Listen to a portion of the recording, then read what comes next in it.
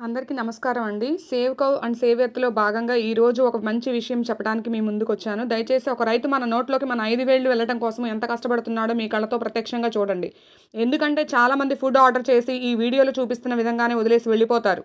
అలా మీరు చేయకండి. ఈ వీడియో చూసాక చెయ్యరు అని ఆశిస్తున్నాను. అలాగే ప్రతి మెతుకు మీద తినేది వాడి పేరు ఉంటుంది అని పెద్దలంటారు. అందుకనే ఏదైనా పదార్థం మన ప్లేట్‌లోకి వచ్చాక అది తిన్నాకనే మనం కదిలి వెళ్ళాలి. ఎంత అత్యవసరమైనా ఒకవేళ మీ ప్లేట్‌లో పచ్చడి మెతుకులు ఉన్నా సరే, అవతల పంచభక్ష పరమాన్నాలు ఉన్నా సరే మీరు ఆ ప్లేట్‌లో పచ్చడి మెతుకులు తిన్నాకే పంచభక్ష పరమాన్నాల దగ్గరికి వెళ్ళాలి.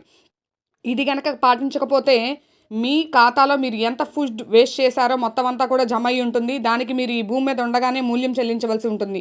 ఈరోజు చేతిలో డబ్బు ఉంది కదా అని కోరిన తిండి ఆర్డర్ పెట్టొచ్చు. రేపు మీ దగ్గర ఎనలేని ఆస్తులు, డబ్బు ఉన్నా అమ్మటానికి ఎవరి దగ్గర చిన్న గింజ కూడా లేదంటే ఒకసారి మీ పరిస్థితి ఎలా ఉంటుందో ఒకసారి ఆలోచించండి.